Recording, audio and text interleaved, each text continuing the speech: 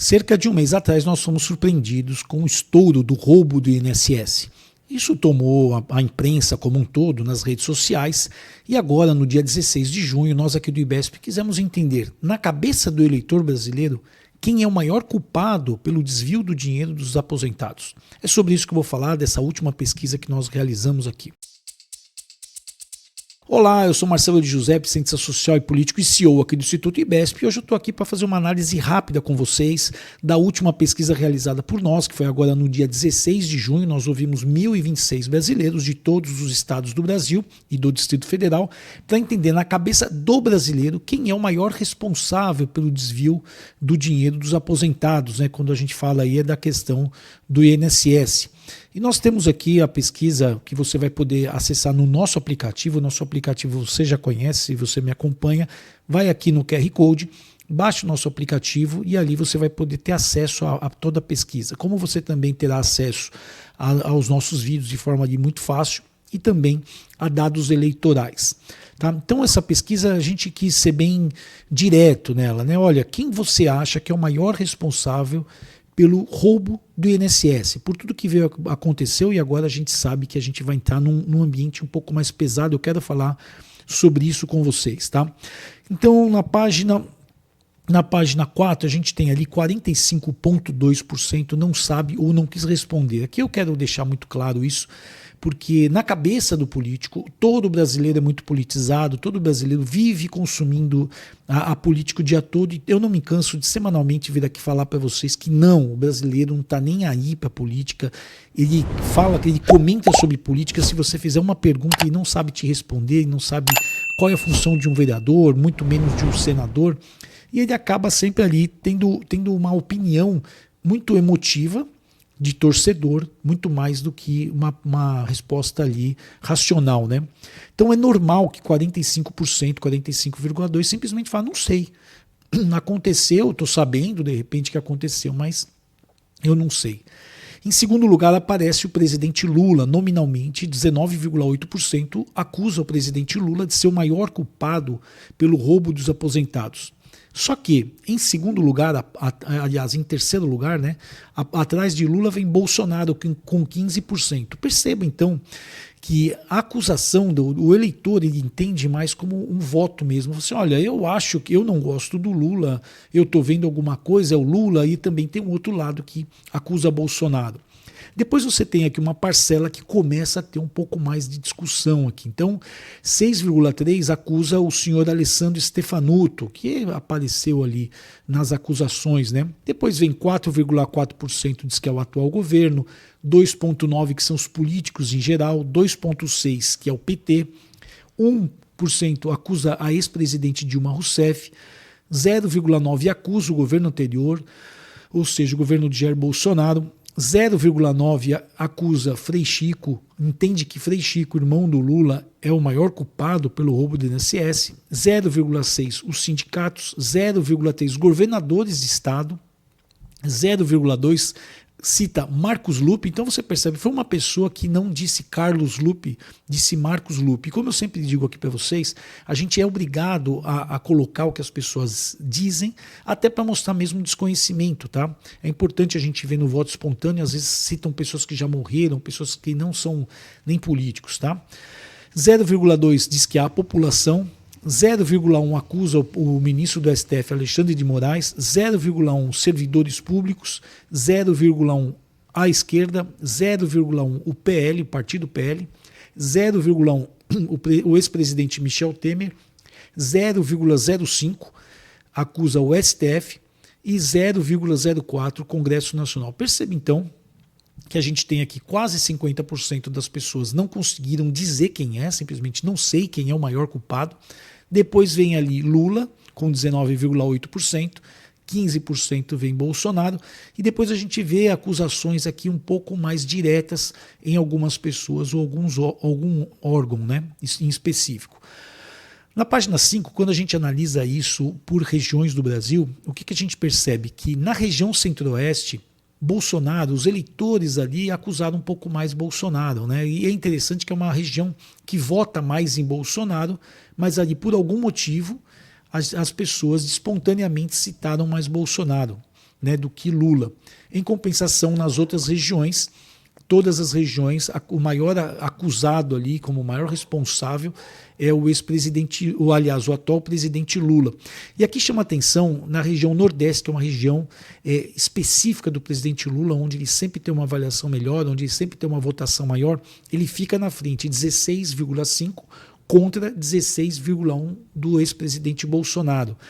Isso aqui é um ponto de atenção para o presidente, né? Então a região que ele tem ali mais a ascensão é uma região que percebeu nele como o maior comprometido ali em relação a isso. Qual é a maior região que tem a maior diferença contra Lula, né? Onde Lula é o maior acusado? Quando a gente faz um comparativo aqui com o Bolsonaro, é na região norte, tá? É uma região que eu venho falando para vocês, veio mudando, principalmente Rondônia, Roraima, com o agro crescendo muito lá. Amazonas ainda tem um pouquinho não tem assim ainda uma ascensão muito grande da direita conservadora, mas vem também mudando isso, né? A gente teve lá na campanha agora de prefeito de Manaus, o capitão Alberto Neto, ali muito forte, foi para o segundo turno, né? Então isso começa a mostrar talvez uma mudança. E onde foi a maior votação contra de Bolsonaro ali como o maior responsável? Foi na região sudeste, na região centro-oeste, onde ele venceu com 19%. É interessante que a gente percebe aqui na região norte, as pessoas me parecem que prestaram um pouco mais atenção, porque citam outros nomes aqui, aparece muito forte o nome de Alessandro Stefanuto, que foi muito citado na imprensa, né? Quando a gente olha aqui, quando a gente fala de microtargeting, quando a gente divide o eleitor, entende o eleitor por sexo, faixa etária e outros pontos, né? A gente percebe que aonde o presidente Lula tem mais votação é onde acusam menos ele. Aonde ele tem menos votação, onde acusam mais. Então, por exemplo, né? Bolsonaro ele sempre teve mais voto masculino que feminino. E entre as mulheres, Bolsonaro ganha de Lula como maior responsável pelo roubo do INSS. Já o Lula sempre teve mais voto feminino que masculino, e quando a gente vê entre os homens, Lula ele é acusado, reconhecido como maior responsável ali pelo roubo do INSS. Quando a gente fala de faixas etárias, em todas as faixas etárias, Lula foi colocado como maior responsável. E aqui a gente vai diretamente ali nos eleitores acima de 60 anos, que são aquelas pessoas mais interessadas ali. Lula ficou com 19,3 contra 18,4 de Bolsonaro. Então, assim, Lula foi visto em todas as faixas como o maior responsável sobre o roubo do INSS, né? Sobre o roubo do INSS, principalmente ali também entre os eleitores acima de 60 anos. Quando a gente fala por grau de instrução, Bolsonaro vence de forma negativa, claro, quando eu falo vence aqui é de forma negativa porque ele está sendo acusado como maior responsável. Vence entre os eleitores de ensino fundamental, tá? Que eu venho falando muito sobre isso. Os eleitores de ensino fundamental, eles se alimentam muito de informação de rádio comunitária, se alimentam muito de TV aberta. Então essas pessoas, dependendo da narrativa que é colocada, essas pessoas vão recebendo isso. E aí você fala, mas 100% hoje do Brasil, não é 100%, tem redes sociais, eu sei, mas o consumo de informação das redes sociais, quanto menor o grau de instrução, menos técnico e menos apurado é isso. Então a pessoa vai ali, olha e quer ver outras coisas que não têm relação direta com a política, e nunca se aprofunda nisso, tá?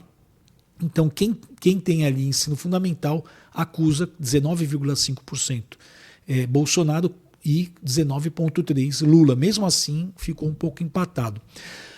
Quando a gente olha a questão de ensino médio e ensino superior, Lula vence. Aqui tem uma máxima interessante que vai aumentando o grau de instrução, as coisas vão se complicando para o presidente Lula. Quando a gente fala de religião, tanto a religião católica como a evangélica acusam mais Lula. E quando a gente fala de outras religiões, tá, espiritistas e religiões de ascendência afro, tal, coloca ali Bolsonaro. E o ateu, ou que não tem religião, que se assume assim, que vem crescendo no Brasil, Tá? A gente tem um estudo que eu vou apresentar um dia para vocês, algo curto, porque a gente faz toda a pesquisa que nós fazemos, eu vou entendendo assim como é que está se está aumentando a religiosidade, a dependência do governo. Então eu vou comparando o resultado da nossa pesquisa, eu vou apresentar para vocês. Mas vem sim que é caindo o número de católicos, né? A gente já teve 90% de católicos, vem aumentando o número de protestantes, aí, os evangélicos, e também das pessoas que não têm uma definição de religião. Então, outras religiões de matrizes afro ou espiritistas, tal, ou muçulmana, umbanda, tal, seja lá o que for, né, mas assim, que não é evangélico nem católico, ganha ali o Bolsonaro, é o maior acusado ali, né? E também ateu, ou que se define como não tem religião, também vence Bolsonaro. Quando a gente fala na página 7, quando a gente analisa por índice de dependência governamental, que eu sempre explico para vocês, a gente criou aqui uma metodologia específica para entender o quanto as pessoas têm de renda. Como a gente fez isso? A gente analisa o quanto que a pessoa depende diretamente do governo. Né? Então, ela depende totalmente do governo, educação, saúde, Bolsa Família, BPC, Essas pessoas são auto-IDG, dependentes governamentais.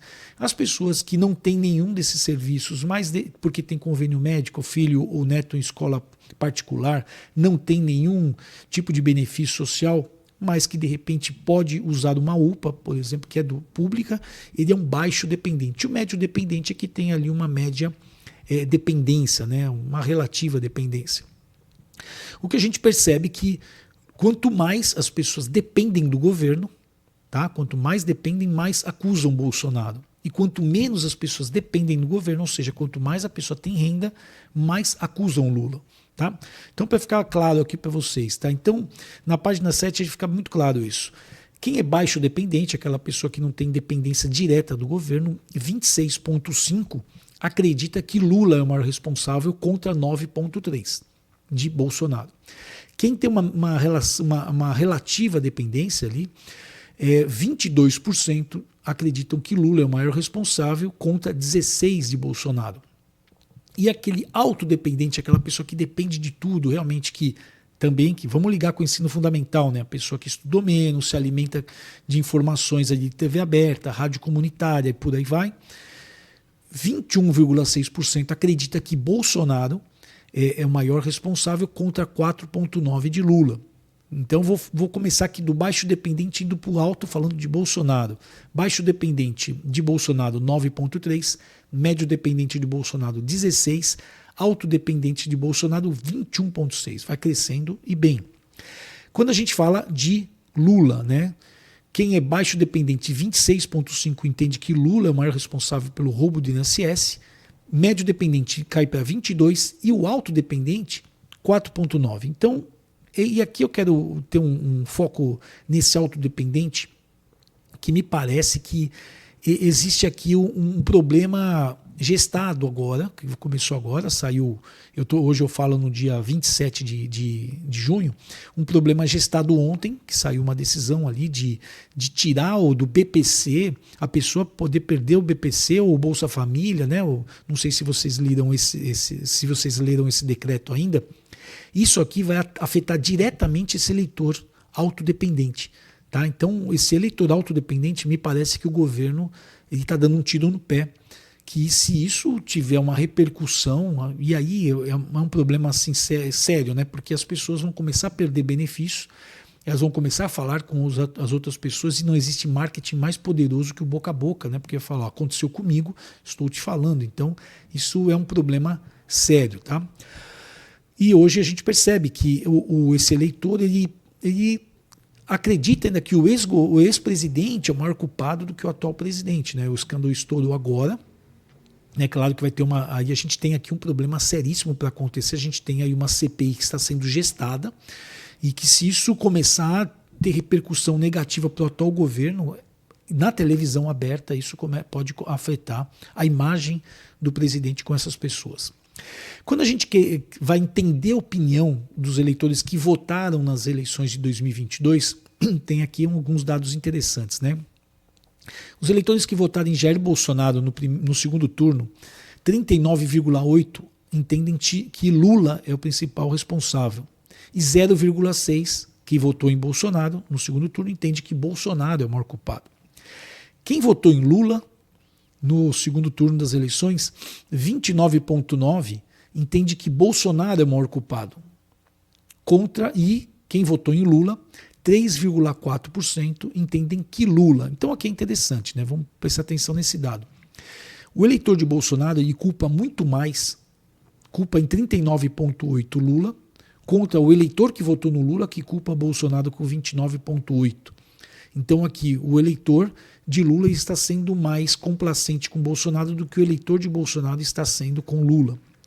E já quem votou em Jair Bolsonaro, 0,6% culpa Bolsonaro, contra 3,4% dos eleitores de Lula que culpam Lula. Então assim, se a gente for ver aqui, é mais de 5 vezes,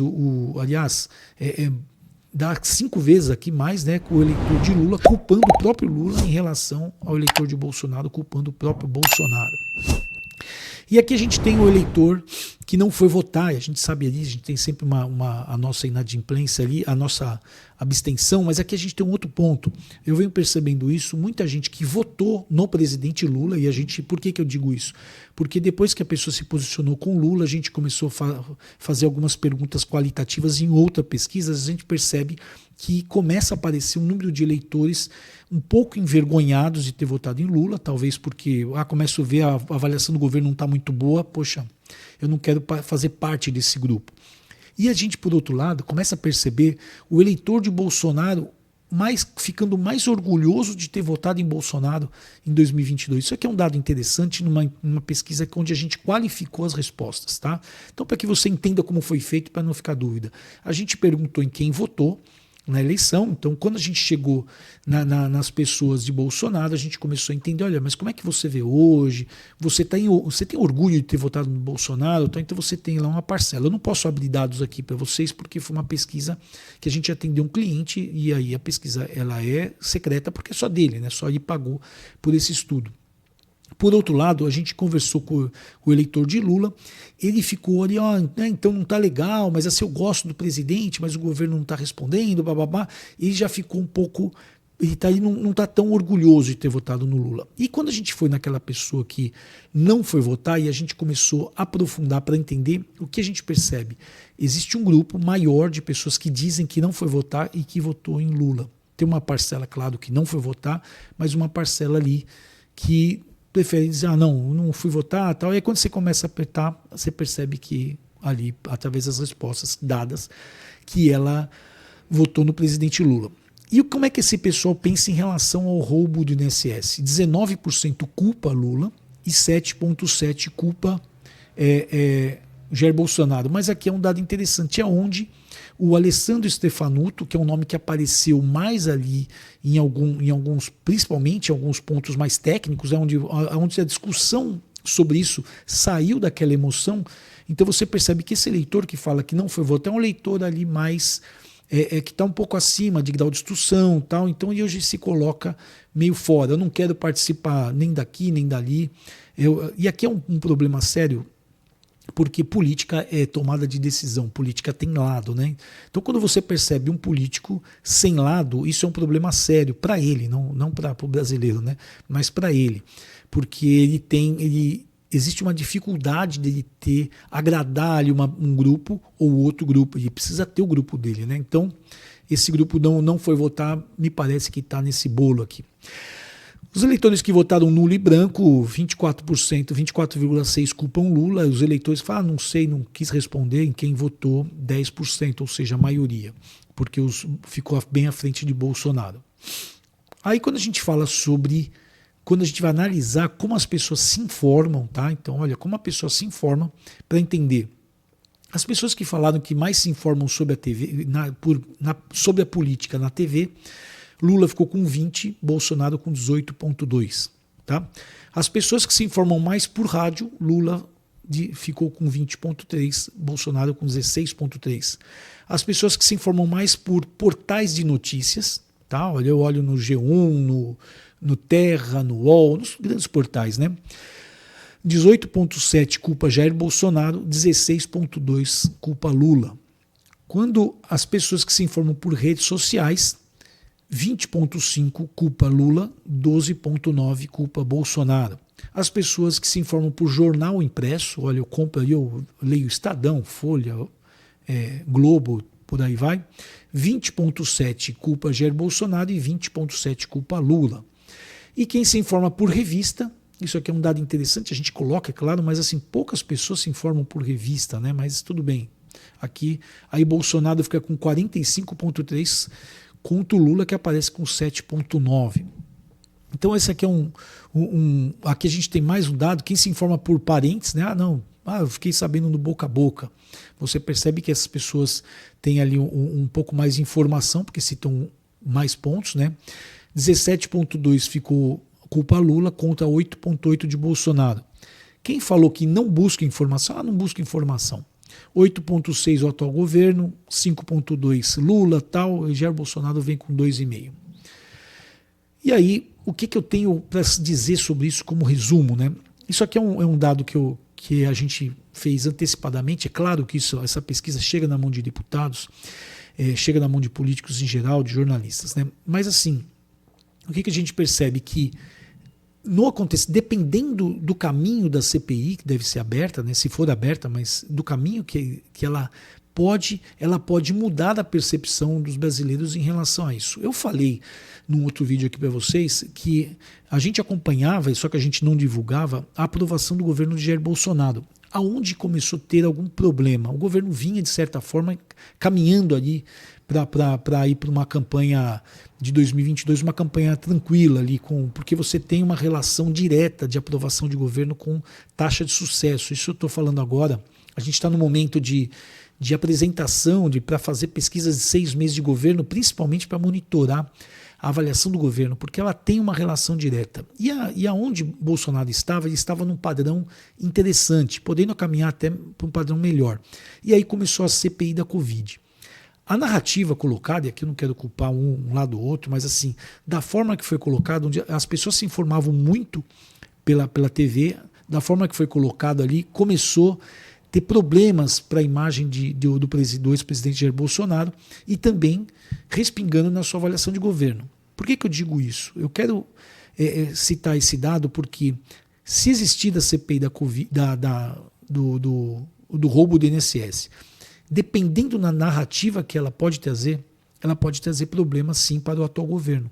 E aí isso causa um enfraquecimento e aí você causa também um esvaziamento, porque ninguém, quando percebe um governo mais fraco, as pessoas começam a pular do barco. Tá? Então isso aqui foi uma pesquisa que a gente realizou agora aqui. Se você tem interesse em bater um papo sobre ela ou sobre qualquer outra questão, por favor, vem aqui no nosso QR Code e bate aqui o QR Code do Zap, aí você manda uma pergunta lá, eu faço questão de responder, me organizo aqui para responder. E aqui a gente vem percebendo nos vídeos do IBESP que as pessoas vêm comentando bastante, vem ali. Claro que tem comentários, não sou eu que leio os comentários, deixo muito claro isso, tá? É a pessoa que toma conta do nosso marketing que lê. E ele, ontem, na reunião, ele me passava, Marcelo, o pessoal vem comentando muito. Para a gente, eu não quero aqui ficar respondendo a cada pergunta que colocam ali, né? Porque a gente percebe que tem muita discussão ali, até entre as pessoas que estão respondendo. Mas é sempre legal você fazer seu comentário, porque o nosso Marketing Lei traz aqui para a gente um direcionamento para dizer, olha, as pessoas querem pesquisas mais disso, porque meu intuito nessas pesquisas aqui é trazer conteúdo para a discussão nacional, né? Para saber, para você entender como pensam as pessoas. E aqui tem um ponto muito chave, que é, não espere da pesquisa falar o que você quer ouvir. Por que eu digo isso, né? Porque a pesquisa muitas vezes, não vou dizer a maioria, mas muitas vezes, ela não responde o que eu penso que ela vai responder. Tá? Então, por exemplo, se eu acho que a melhor cafeteria de uma cidade é X, e quando a gente faz a pesquisa eu descubro que não é, que é a Y, e a X até tem muita reclamação. Só que eu gosto, e na minha opinião, porque eu gosto, eu acho que eu estou certo. Tá? Então não espere isso da pesquisa. A pesquisa ela tem um entendimento nacional, ela tem um entendimento estatístico, ela tem um entendimento científico. Você é obrigado a ouvir 52,9% de mulheres, 47,1% de homens, você é obrigado a ouvir 12,2% de jovens 16 a 24 anos, você é obrigado a ouvir 38,2% de pessoas com ensino fundamental, eu sou obrigado a ouvir em torno de 27% e alguma coisa no Nordeste, eu sou obrigado a ouvir 43% aqui na região Sudeste. Então, não é o que você pensa. Às vezes pode bater, e isso eu estou acostumado, claro, né? 20 anos fazendo a mesma coisa, você acaba ficando calejado. Quando a pesquisa responde ao que o cliente quer ouvir, ele fala que a pesquisa é boa. Quando ela não responde ao que o cliente quer ouvir, ele começa a ter algum tipo de dúvida. Ah, mas será que você ouviu o bairro tal? Será que você ouviu as pessoas assim, assado? Sim, a gente ouviu a amostra de acordo com o universo. Tá? Então a amostra é uma gotinha de sangue para fazer o seu exame de sangue e a gente entender como está o seu corpo inteiro. Tá? Então, você concordando ou não com a pesquisa, sinto lhe informar, mas é como os brasileiros pensam hoje sobre a questão do roubo do INSS. Quem é o maior culpado? É um crime, na minha opinião, hediondo, né? Você tirar dinheiro de aposentados do Brasil, onde a gente sabe que a grande maioria recebe salário mínimo. Então isso aqui é doído demais. Claro que a gente, como brasileiro, a gente espera responsabilização. E apenas para terminar, eu fui questionado por uma pessoa, um jornalista, diretamente assim: Marcelo, qual o maior problema que você acha que tem que ser resolvido no Brasil a partir de 2026? Né? Olha, o próximo presidente, qual é o maior projeto que o Brasil precisa ter? E por que ele citou isso? Né? Porque eu fiz aquela série de 5 vídeos falando sobre os maiores problemas nos municípios que você, claro, você tem que ter uma visão lá de cima para tentar solucionar. E eu falei o seguinte: nenhuma nação se ergue sem resolver um primeiro problema, que é o problema moral. Tá? Nenhuma nação, nenhum estado, nenhuma cidade, nenhuma família se resolve assim. Nem você mesmo se resolve sozinho, sem você resolver seus problemas morais. Então o principal problema do Brasil é um problema moral, e depois, em cima disso, você fazer as mudanças que todo mundo está cansado de saber. Eu existo que falta projeto de governos, né, de todos os governos, você vê isso em todos os âmbitos, né, você vê que falta projeto mesmo, um projeto estruturado, dizendo que caminho eu quero seguir. É claro que, mas assim, o melhor projeto do mundo não vai vencer se você tiver um país, atrás desse projeto, pessoas imorais, pessoas que estão ali pensando no seu interesse próprio. Por isso, se eu tiver e eu falei isso para ele, se eu tiver alguma coisa para falar para o eleitor, eu diria para ele não prestar atenção em boas ideias, mas prestar atenção nas palavras de pessoas de bons corações. Tá? Então você percebe que aquela pessoa é uma pessoa que tem bom coração, que ela não mente, que mesmo ela estando contra a maioria, nadando contra a maré, mas nadando com razão, nadando mostrando que é o caminho certo, com moral, eu entendo que você deve, eleitor, ou até mesmo político que está me ouvindo, jornalista, profissional de marketing, você deve se apoiar em cima disso. Né? Então eu percebo que a gente tem um problema seríssimo no Brasil, que é realmente resolver a questão moral. Resolveu a questão moral, ética, quando eu falo moral e ética, todas as coisas começam a se resolver de forma natural, porque todas as decisões partirão de um padrão ético, que eu acho que falta no Brasil, infelizmente, e é o que faz muita gente buscar outro país. Tá? Então a gente vê que existe um fluxo muito grande de pessoas indo embora do Brasil, e porque as pessoas acreditam que em outro país existe um pouco mais de questão ética e moral. Tá? Então, é muita tristeza que eu falo isso, mas foi o que eu falei para esse jornalista. Na verdade, ele ficou um pouco chateado com a minha resposta, porque ele esperava que eu desse um caminho, olha, saúde, educação. Não existe educação ministrada por pessoas imorais, com projetos imorais, por alunos que não têm moral em casa. Então, assim, nós temos um problema realmente a ser resolvido, que talvez não seja jamais resolvido, mas a gente... Não sei quem disse isso, mas a gente é brasileiro e não desiste nunca, tá bom? Então, um grande abraço, até semana que vem. Eu espero trazer uma nova pesquisa para vocês, senão eu vou trazer uma análise interessante. Grande abraço.